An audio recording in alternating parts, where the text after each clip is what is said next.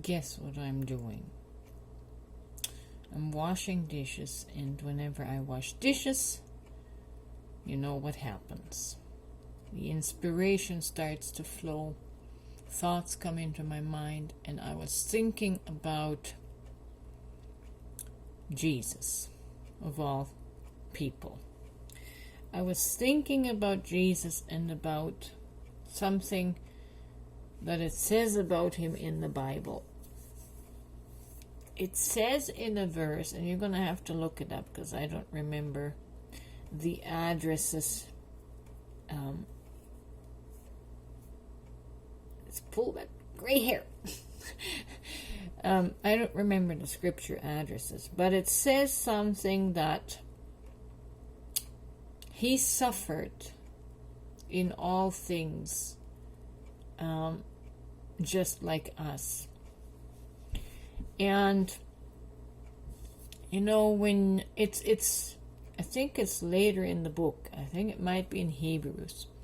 So if you start out with the Gospels and you read about all the miracles that he performed, it is easy to skip over this phrase, this saying, that he suffered in all the same things that we suffer with daily, right? The miraculous aspect surrounding Jesus can kind of cover that over, and our mind creates this fantastical, romanticized version of Jesus that becomes distant from our humanity, unrelatable. And so by the time we get to Hebrews, our mind is already formed, has already formed the image of Jesus into a superhuman, Superman type of divine God, right? So when we read that he suffered in every way that we do, we skip right over that and do not consider what that means at a deeper level. For example, we see Jesus healing everyone else, making everyone else well. We never read about Jesus struggling with any sickness, with anything that he himself may not have been well in. You see, how does one suffer in the same manner that all of us suffer without experiencing times of unwellness, right? Suffering is unwellness. And I think we're missing a great nugget if we skip over this particular aspect. If Jesus suffered in the same manner that we suffer, it means he had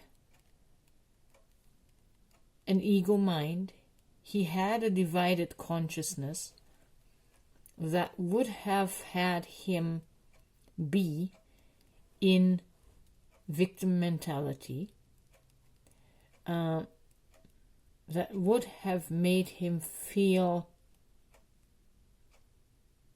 at the mercy of life.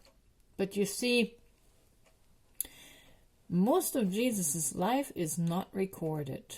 What is recorded in the Bible are just the philosophies of the finished product.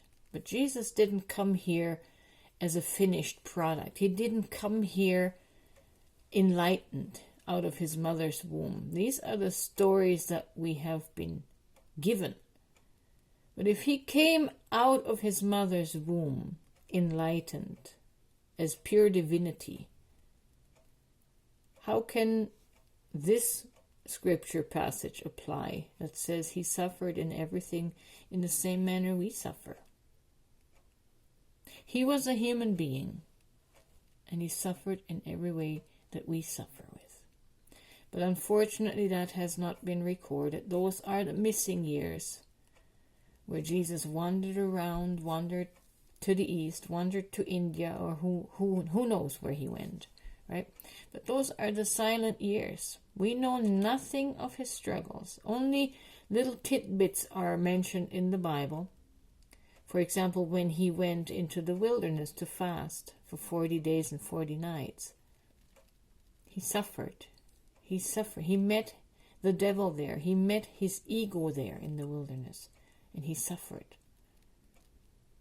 And maybe sometimes he smashed his carpenter's hammer on his thumb, and maybe it didn't heal right away. Maybe it didn't heal instantly, right? He was human. He had to experience all things human. And so I just thought, yeah, this is something worthy to consider.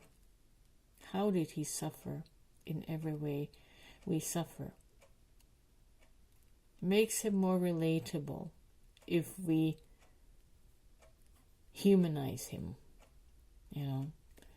and entertain the notion that, maybe he did have the same struggle I have. And maybe the wisdoms that are recorded in the Bible are only, incidentally, they are only from his last 3 years on earth.